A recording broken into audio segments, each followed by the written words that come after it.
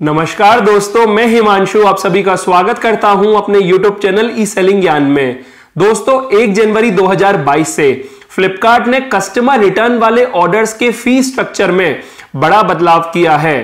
फ्लिपकार्ट हमसे 4 तरह की फीस चार्ज करता है: कमीशन फी, फिक्स्ड फी, कलेक्शन फी और शिपिंग फीस। और कस्टमर रिटर्न वाले केसेस में फ्लिपकार्ट ये कहता था कि क्योंकि हमारी सेल हुई नहीं है और हमें पैकेट जो हमारा प्रोडक्ट है वो वापस मिल चुका है, इसलिए कमीशन फी और फिक्स्ड फी वो चार्ज नहीं करेगा, सिर्फ कलेक्शन फी चार्ज करेगा, फॉरवर्ड शिपिंग फी चार्ज करेगा और रिवर्स शिपिंग फी चार्ज करेगा। यानी कि जो पेमेंट ट्रांजैक्शन हुआ है उसका अमाउंट चार्ज करेगा, जो ऑर्डर डिलीवर हुआ है उसकी शिपिंग फी चार्ज करेगा और जो ऑर्डर कस्टमर लोकेशन से हमें वापस मिला है वो फीस चार्ज करेगा। लेकिन अब 1 जनवरी 2022 के बाद फ्लिपकार्ट हमसे फिक्स्ड फी भी चार्ज करेगा। जी हां फ्रेंड्स, जो फिक्स्ड फी पहले फ्लिपकार्ट चार्ज नहीं करता था कस्टमर रिटर्न के केस में, अब 1 जनवरी 2022 से फ्लिपकार्ट फिक्स्ड फी भी चार्ज करेगा। यानी कि अब आपको फिक्स्ड फी भी लगने वाली है, कलेक्शन फी भी लगने वाली है, फॉरवर्ड और रिवर्स शिपिंग फी तो लगने ही वाली है। सिर्फ कमीशन फी फ्लिपकार्ट चार्ज नहीं करेगा। फिक्स्ड फी आपको पता होगा कि आइटम की प्राइस के ऊपर डिपेंड करता है कि जो आइटम का प्राइस है वो किस प्राइस बकेट में आ रहा है। अगर 0 से 300 रुपीज है तो फिक्स्ड फी 13 रुपीज चार्ज होगी। अगर 300 से 500 है तो फिक्स्ड फी 11 रुपीज चार्ज होगी। अगर 500 से 1000 है तो फिक्स्ड फी 24 रुपीज चार्ज होगी। और अगर 1000 से ज्यादा है तो फिक्स्ड फी 47 रुपीज चार्ज होगी। तो अब ये फीस कस्टमर रिटर्न के केस में भी चार्ज हुआ करेगी।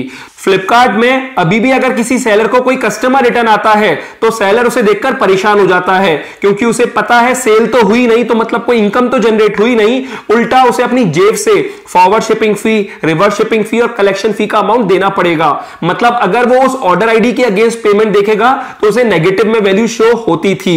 और इन सब के अलावा भी अगर सेलर को कस्टमर रिटर्न में प्रोडक्ट डैमेज होकर मिलता है या फिर चेंज होकर मिलता है तो कहीं ना कहीं सेलर को और नुकसान हो जाता था। हाँ, वो क्लेम डालता था, लेकिन क्लेम में भी जरूर नहीं है कि फ्लिपकार्ट उसे पूरा अमाउंट दे दे या फिर क्लेम अप्रूव भी करे। तो सेलर को बड़े नुकसान होने के चांसेस होते हैं जब भी कोई कस्टमर रिटर्न आता है। अब फ्लिपकार्ट ने इस पे एक और एडिशनल फीस लगा दी जो कि है फिक्स्ड फी। तो अगर किसी सेलर को कस्टमर रिटर्न आता है तो उसे काफी नेगेटिव अमाउंट जो है वो बियर करना पड़ेगा।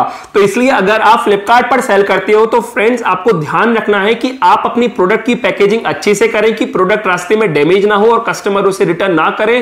प्रोडक्ट जैसा आप इमेज में शो कर रहे हैं बिल्कुल वैसा ही भेजें। तो बस इस वीडियो में मुझे यही क्विक अपडेट बताना था जो कि फ्लिपकार्ट कस्टमर रिटर्न को लेकर आया है, और आपको कहीं ना कहीं अलर्ट भी करना था कि आपको अपने प्रोडक्ट को ठीक तरीके से पैक करके भेजना है। तो उम्मीद करता हूं आपको ये वीडियो अच्छी लगी होगी और हेल्पफुल रही होगी। और अगर आप एक फ्लिपकार्ट सेलर हैं तो आपके लिए जानना भी बहुत जरूरी है कि फ्लिपकार्ट कस्टमर रिटर्न के केस में क्या अपडेट लाया है, क्योंकि कल को अगर आप किसी ऑर्डर आईडी का पेमेंट देखोगे और आप देखोगे कि फ्लिपकार्ट ने फॉरवर्ड रिवर्स शिपिंग फी के अलावा फिक्स्ड फी भी डिडक्ट की है तो आपको पता होना चाहिए कि 1 जनवरी 2022 से ये अपडेट आ चुका है।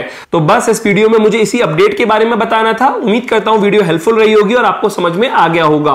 वीडियो अच्छी लगी और हेल्पफुल रही हो तो इस वीडियो को लाइक कर दीजिएगा, अपने फ्रेंड्स और फैमिली के साथ ये वीडियो जरूर शेयर कीजिएगा। और अगर आप मेरे चैनल पर नए हो और पहली बार आए हो तो इस चैनल को सब्सक्राइब कर दीजिएगा, क्योंकि मैं ऐसी ही ऑनलाइन सेलिंग से जुड़ी वीडियोस अपने चैनल पर लाता रहता हूं। फिलहाल अभी के लिए मैं चलता हूं। Thank you.